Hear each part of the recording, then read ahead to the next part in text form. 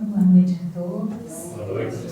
É sempre uma alegria, agradecida pela confiança, sempre.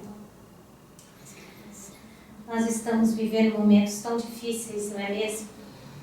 Parece que todo dia é um detalhe ou outro que nos chama a atenção. E todo dia nós somos chamados a nos autoeducarmos, a aprendermos, a nos melhorar. O primeiro passo, sempre como nós lembramos, que é o que reforça a doutrina espírita, é a reforma íntima. Temos de trabalhar o nosso interior, cultivar os bens imperecíveis do espírito. Obviamente, nós temos que nos preocupar com a nossa existência, com o nosso dia a dia, mas não em detrimento das coisas que são essenciais. Porque nós sabemos que quando a gente for para o lado de lá, e é o caminho que todos nós vamos fazer, nós vamos levar apenas o que nós somos. O que nós temos não vale. Não adianta chiar, brigar, entrar em contenda, se apegar. E quando a gente fala que a gente não vai levar nada, nós estamos falando até na parte do sentimento. Que existem aqueles irmãos, né, e quem trabalha dentro da mediunidade sabe, que se apega, nem só de pão vive o homem, mas o pão ele tem muito significado. É a matéria, é tudo que está no externo. Então, por exemplo, um sentimento de apego a um filho, um sentimento de apego a um esposo ou uma esposa, mantém você preso à terra. Você não caminha. Tá ali, você está preso num sentimento e não consegue caminhar. Então, por isso que a gente tem que trabalhar muito o autoconhecimento, né? E aí, sempre essas crônicas que nos chegam do mundo espiritual, que são sempre tão maravilhosas, né? E nós pensamos em uma do irmão X, né, Humberto de Campos, que se intitula Amor e Auxílio. Jesus tem uma paciência com a gente, não é mesmo? Uma paciência incomensurável. Governador do planeta, nós fomos colocados nas mãos dele com todo carinho. Ele prometeu que ia encaminhar todo mundo. E ele não desiste de nós. A gente desiste com uma facilidade, fala a verdade, hein? Começa a cansar, começa a dar trabalho, eu ajudo uma, ajudo duas, ajudo três, daqui a pouco eu desisto. Não tem jeito, eu se vire. Vou passar o resto da vida agora tendo paciência, indo atrás, tentando ajudar, né? Jesus não. Mas o sentimento de amor familiar, pai, mãe, geralmente é um sentimento muito maravilhoso. E por vezes eles não desistem. É sobre isso que fala a nossa crônica. Que fala, existia lá no mundo espiritual, um grupo de estudos, né? E o orientador falando sobre a paciência, sobre você estar sempre ali se empenhando, ele começa a contar para os seus discípulos a história de Mardônio Tércio. Ele era romano, Mardônio, e muito antes de conhecer Jesus, ele já era uma pessoa generosa. Não falava mal de ninguém, não se envolvia em contendas inúteis, sempre procurava fazer o melhor, ajudava todos que se lhe chegassem. Desde pequeno ele já era diferente. Era uma pessoa, porque isso é uma conquista do espírito. Por isso que tem muitos que às vezes reencarnam em meios difíceis, famílias muito disfuncionais, e às vezes tem um lá no meio que é trabalhador, é honesto, não mente. Às vezes os outros veem de uma maneira, mas ele é uma conquista dele. E por vezes ele reencarna para tentar ajudar aqueles, mostrando, olha, é assim que a gente faz. Assim também como acontece o contrário. Às vezes naquela família que todos têm uma mente, um jeito de ver a vida, reencarna um que vem em aprendizado que é completamente diferente do grupo, né? Que necessita daquele carinho, daquela paciência, grandes, muitos exemplos bons para que ele possa aprender. Mas o espírito depois que ele conquista, que ele consegue se sobrepor às suas deficiências, dificilmente ele recorre no mesmo erro, né? E Mardônio, ele já era um espírito de um certo conhecimento. Então, ao conhecer Jesus para ele, foi como se abrisse um manancial de amor na vida dele, porque aquilo veio conjugar tudo o que ele já acreditava. E ele começou a seguir Jesus, né? Dentro do mundo dele.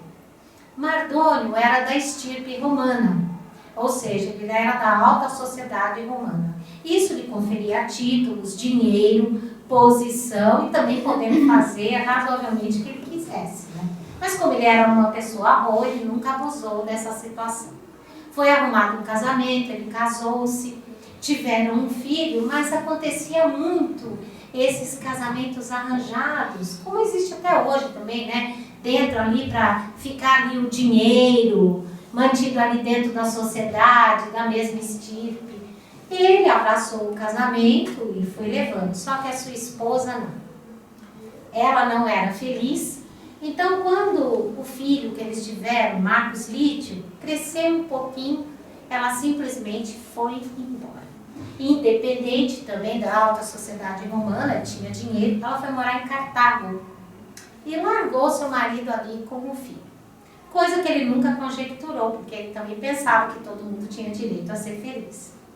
E ele ficou com aquele pequeno menino que ele criou com todo carinho e também oferecendo a ele grandes exemplos.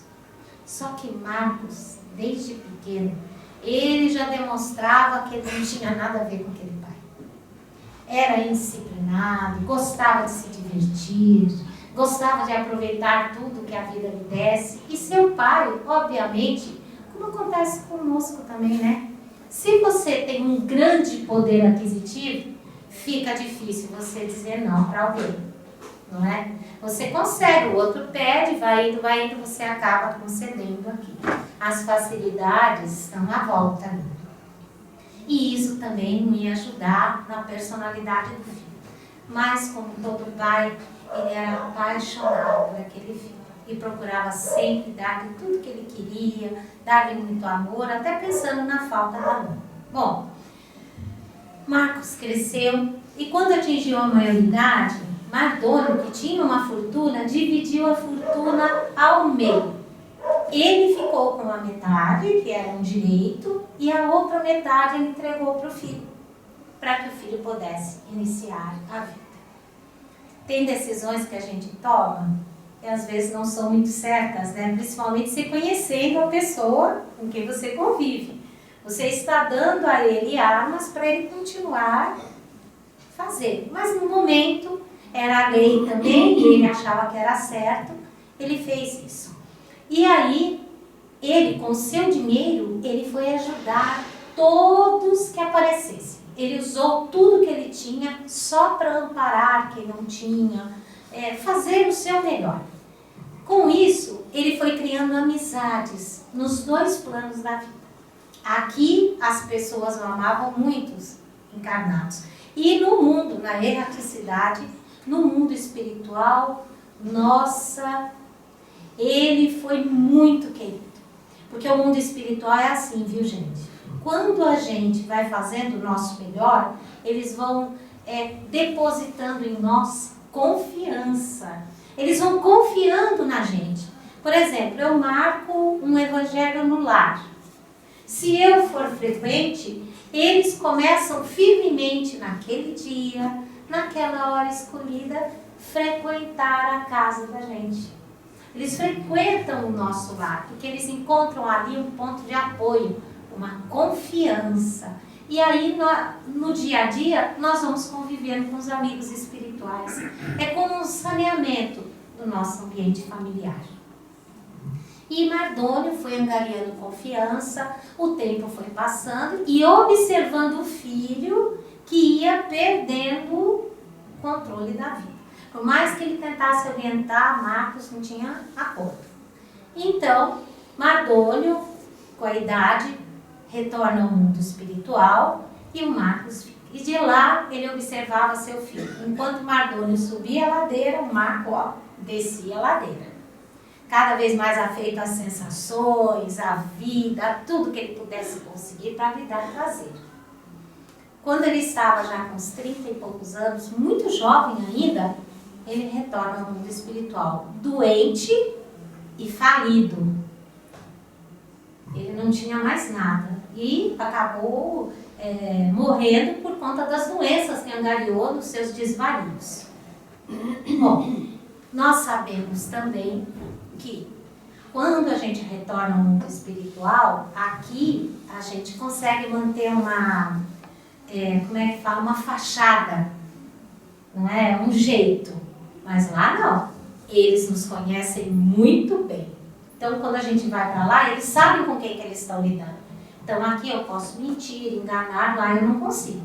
Então, o Mardônio foi recebido, já começou a trabalhar, foi conviver com os amigos espirituais, mas o Marcos não.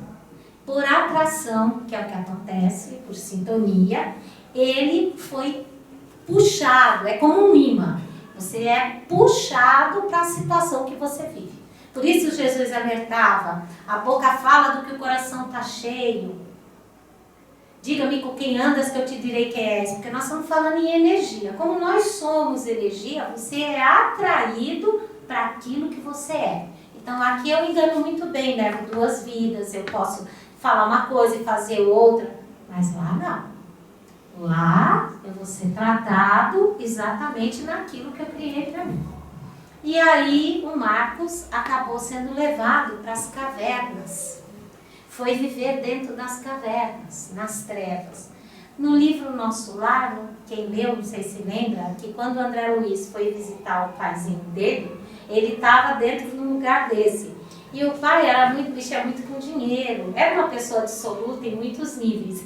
E enquanto ele estava sendo assediado por 2 entidades, 2 irmãzinhas que ele havia se relacionado quando estava encarnado, que depois criou um laço e elas estavam atormentando ele lá, ele mexia na lama, colocando a lama, guardando a lama, mas na verdade a visão dele era dinheiro. Ele via dinheiro, mas não era lama. Era lama, mas ele não via. Na ilusão ele só via o dinheiro. E o Marcos foi para um lugar desse. Então ele estava lá, se envolvendo ali naquele manancial de sofrimento, de sujeira. E o pai num sofrimento muito grande, porque a gente sofre, né? A gente sabe que os filhos têm os problemas, mas a gente sofre, com certeza. E aí o pai ia lá, fazia a prece, mas ele não enxergava o paizinho dele. Ele estava a diferença de vibração era tão grande que não adiantava. O pai ficava ali e ele não enxergava. Até que ele resolveu pedir a Jesus que ele tirasse o filho daquela situação de sofrimento. E aí ele foi, conversou com Jesus, pediu, e Jesus, sorrindo generosamente, sabendo que talvez não fosse a melhor coisa, mas liberou, deferiu o pedido. Porque a gente aqui não é muito organizado, né? No mundo material. A gente fala que é, mas nós não somos lá, não. Por exemplo, a palestra começa às 8 em ponto. Mesmo que a gente não comece aqui lá, é tudo muito direitinho. E aí ele foi pedir e ele conseguiu. E aí, junto com outros 2 amigos espirituais, ele desce lá nas trevas profundas, nos abissais, e vai retirar o filho. Bom, o filho deu trabalho, né? Imagina, a vibração era completamente oposta. E aí, junto com ele, aplicando passes magnéticos, foi indo, demorou um pouco, conseguiram fazer ele dormir. Fizeram ele dormir, e aí o Mardônio pegou aquele fardo que ele amava tanto, colocou no ombro e foi. Esse lugar onde ele foi levado, era onde Mardônio trabalhava, é como se fosse um PS central. Quando a gente fala lá no mundo espiritual, posto de atendimento, nós estamos falando de um PS, um atendimento de emergência. Você fica um pouco internado aí, depois você é encaminhado para o tratamento necessário. E ele foi para lá. Ele colocou ele lá, e aí ele ficou do lado, fazendo preces, tudo. O rapaz naquela condição horrível. Quando o filho começou a acordar, que ele se viu naquele lugar, primeiro que o choque de vibração foi medonho para ele, porque Era muita coisa boa para muita coisa errada que ele tinha dentro dele. Então, aquilo começou a dar a ele, começou a se sentir mal, começou a gritar, falar em impropérios, ele não conseguia enxergar o pai, ele só conseguia ver pontos de luz e se sentindo mal. Aí ele começou a dar um trabalho, né? Teve um tipo de um surto, aí os amigos espirituais vieram tentando conter o pai também, calma, calma, que calma nada, ele gritava, e nossa, enlouqueceu. Aí chegou um lá, que era superior, e deu o que a gente chamaria lá, aqui de um sossega-leão, né? Um passe mais forte nele. Colocou a mão, nocauteou ele perdeu o sentido. Aí esse orientador, Mardônio chorando, chegou perto dele e falou assim, olha, não tem jeito. Tem que devolver ele para onde ele está. Não, mas ele precisa de ajuda. Sim, mas ele não está preparado para ajuda. Ele precisa querer ser ajudado. Porque senão ele vai acabar contaminando também os outros que estão aqui. Aqui ele precisa ter uma determinada vibração. Leve ele para lá de novo. Entregue no mesmo lugar. Aos poucos ele vai conseguir pedir ajuda. Mardônio ficou tão chateado, mas pegou novamente aquele fardo precioso e desceu lá. Aí nesse minuto o orientador para de fazer a explanação, né? E um deles pergunta, mas escuta, o que aconteceu? Ele falou, obviamente, com o tempo ele foi resgatado. Porque o nosso Mardônio, durante 92 anos, desceu todos os dias, levando para o filho um passe magnético, um naco de pão, um caldo quente e uma palavra amiga, levando o melhor que ele tinha. Aí um deles falou assim, mas 92 anos ele fez isso? Será que não era melhor deixar ele sozinho lá se resolvendo até ele conseguir sair de onde ele estava, né? Pedir ajuda? Aí o orientador respondeu assim, sorridente, pois é, mas a gente não deve nunca menosprezar a lei de auxílio. Talvez se Mardônio não tivesse descido 92 anos, ele teria levado 92 séculos para pedir ajuda e sair de onde ele estava. O amor, quando ele é sincero, ele se repete constantemente. Ele treina, é um treino você fazer isso, né? É uma crônica bem interessante, né? E fala bem do nosso mundo, do nosso dia a dia, do quanto que a gente deve continuar insistindo no infinito bem. E também nos fala da responsabilidade que nós temos para aqueles que nos são colocados em confiança. E quando a gente fala os que são colocados em confiança, a gente não está falando só dos filhos, né? São todos aqueles que estão sob a nossa guarda em algum nível. Por exemplo, um patrão e seus empregados. Olha só como é que eles estão sob a nossa guarda. Nós devemos ser exemplos para eles e devemos lutar para ajudá-los. Não é? Às vezes um sobrinho, às vezes não precisa ser um filho, um irmão mais carente, mais solitário. Vocês sabem que eu trabalho na educação, né?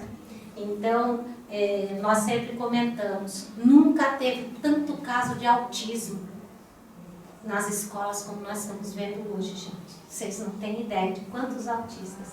E existem cientistas, uma amiga nossa foi num congresso, né, espírita, e ela comentou que um dos cientistas que estava lá falou que até 2050, pelo menos cada família no mundo vai ter um filho autista dentro de casa. Olha o comprometimento espiritual nosso, de acordo com as estatísticas. Eu estou vendo acontecer isso em loco. Eu vejo lá na escola quantos, eu tenho em vários níveis. Eu tenho aqueles muito graves, né? E tenho aqueles mais leves. Mas a gente vê um comprometimento espiritual da criatura. E imagina a responsabilidade que a gente tem com eles, né? Porque nós somos exemplos para eles. Fala a verdade. Quando nós fomos criados, os exemplos, tanto do certo quanto do errado. O que falou mais forte não foi o que a gente viu? Foi o que a gente viu e ouviu. Às vezes o que o outro falou não fez tanta diferença, mas o que você viu, sabe aquele pequeno detalhe, que às vezes eu cito, como é que fala, você dizer para um filho, se você mentir, a gente vê muito isso na escola, quando nós somos pais, eu vou chegar em casa, eu vou te bater, a gente, calma mãe, não é assim. Mas você chega em casa e fala, você não deve mentir, não deve fazer isso, não deve fazer aquilo, vira as costas, toca o telefone, você vai atender, o filho vem chamar você e você diz assim, fala que eu não tô. Esses pequenos detalhes pegam ali e aquilo vai ficar na mente dele. Por que eu vou confiar no outro se ele me impõe uma regra que ele não segue? Então, uma coisa, eu, por exemplo, os exemplos mais fortes do meu pai foram que ele nunca falou. Ele nunca falou, eram coisas que eu via acontecer em casa. Ele fumava, então ele nunca disse, não fume. Ele dizia pra gente, eu não tenho moral para falar para ninguém não fume, porque ele era um fumante contumaz. Então, a gente tem que trabalhar o nosso interior para que a gente possa oferecer o melhor para todos. Não apenas o pessoal que está encarnado, mas o pessoal que está na erraticidade também. Porque o mundo espiritual está de olho na gente também. Eles estão nos observando, eles nos seguem. E a gente vê tantos exemplos. Você não vê, por exemplo, o exemplo do Divaldo lá com máscara de ferro, vocês já ouviram falar, né? O Divaldo, ele tinha um perseguidor espiritual, um obsessor extremamente grave, que era o Máscara de Ferro, né? E ele, nossa, atormentava o Divaldo, aparecia o Divaldo com aquela mediunidade da vidência. Então era muito complicado, até que um dia deixaram na porta, acho que da mansão do caminho, uma criança num estado de deformidade, precaríssimo. E o Divaldo acolheu, foi cuidar, e aí o Máscara de Ferro apareceu para ele e falou para ele, você vai cuidar disso? Olha o estado, na verdade, a pessoa era um desafeto dele, né? E ele ficou observando o Divaldo ali no cuidado com o outro, e hoje o Divaldo tem um grande amigo. Acabou ajudando, então acabou se transformando, mas como ele se transformou? Observando o outro fazer. O Divaldo nunca chegou para ele e impôs nada. Obviamente, ele tentava conversar, tudo, mas nunca foi imposto. Em apenas um ato, ele conseguiu trazer como é que fala, esse Máscara de Ferro para o lado dele. Hoje é um amigo dele no mundo espiritual, né? E tantos exemplos que a gente tem, como a gente vê do Chico, lá do cachorrinho, lembram? É bom a gente lembrar desses exemplos, né? Quando a vizinha lá não matou o cachorrinho do Chico, pôs veneno e matou, e depois ele ficou doido na hora. Mas ele tem um Emmanuel que apareceu para ele e falou para ele, ué, por que você está tão adoecido? Vai buscar, vai procurar saber o que ela mais precisa.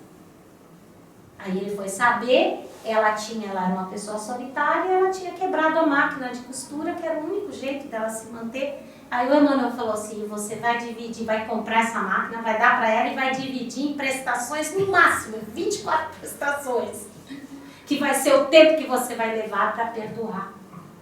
E ela se tornou uma grande amiga e parceira do Chico. Entende? Então, depende tudo. A gente fala, muita coisa depende de nós, mas se a gente começa a pensar realmente, tudo depende de nós. Tudo. Tudo depende de nós. Porque o externo pode estar muito revoado, mas se aqui eu estiver com o coração mais tranquilo, eu estiver me posicionando perante a vida, as coisas vão chegar, elas vão trazer os aprendizados necessários e vão embora. Veio, passou pelo aprendizado e seguiu em frente. E aí você vai se preparar para o próximo, porque a própria espiritualidade vai abrindo condições para que a gente aproveite outras oportunidades. Dentro da nossa ignorância, a gente chama de sofrimento, limitação, problema, mas o nome é oportunidade. Porque todos que estamos aqui, estamos onde? Estamos matriculados numa escola. Aqui não é uma prisão, não é um cárcere horroroso. Veja bem que nós não somos obrigados a nada, porque Deus, em sua misericórdia, Ele deixa a gente à vontade de ter o livre-arbítrio. Nós somos avisados, cuidado, porque esse caminho não é o bom caminho. Fala a verdade aqui dentro, né? Quando a gente vai fazer alguma coisinha errada, não dá um clique aqui e diz assim, ó, não é aí não, isso está errado. Aí você diz, todo mundo faz. E aí o mundo espiritual, no livro dos Espíritos, fala, né? Existem coisas que vocês fazem aqui todos os dias, que é comum, e que lá é considerado um ato gravíssimo, mas que a gente faz todos os dias. E faz numa boa, sem se preocupar. Então, que a gente comece a trabalhar essa reforma íntima, mudar o nosso coração, viu? Se faz necessário que a gente se conheça, porque os problemas, eles vão aparecer, eles vão se chegar até nós. Quando a gente se conhece, a gente conhece pelo menos ter um pouquinho de harmonia para escolher o melhor caminho, a melhor forma de resolver, que às vezes, por causa de um ato, o Chico falava isso, né? Ele dizia que a gente estava sobre um fio tênue diante da existência. Por causa de um ato, a gente pode perder tanta coisa que a gente tem, tanta coisa boa, por causa de um momento, por causa de escolhas sem pensar. Então, existem 3 regras que o Divaldo sempre passa, né? Que a primeira é cuidado com a palavra. Muito cuidado com a palavra. Pensa bem antes de falar, porque você falou, aquela energia já está aqui. Você que colocou aquilo para fora.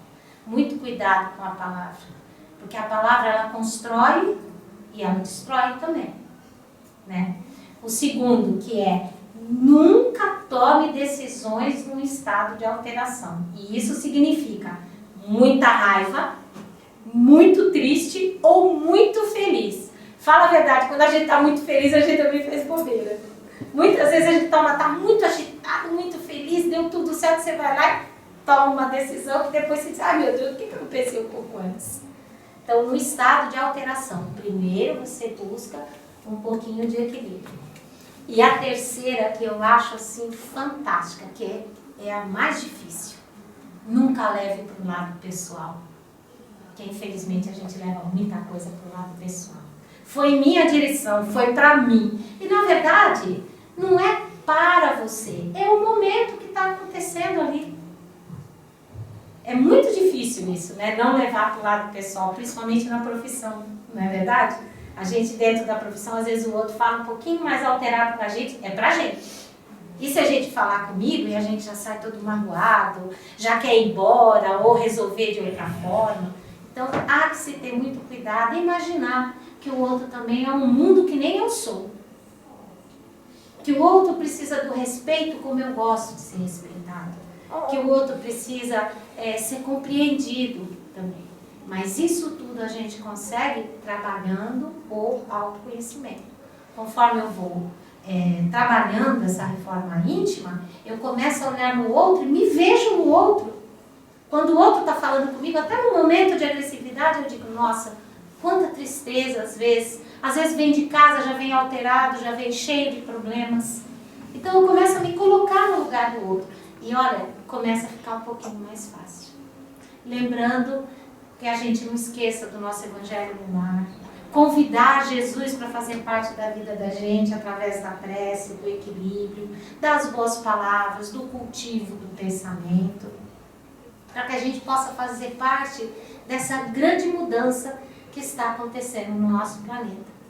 Se o planeta estertora, é porque dentro de nós ainda também estertoramos. Ainda nos debatemos. É uma coisa só. O dia que a gente conseguir dar uma harmonia dentro de nós, vai ser natural que fora também exista essa harmonia, porque todos nós, mergulhados nesse fluido cósmico universal e nessa criação. Que Jesus nos ampare hoje e sempre. Muita paz.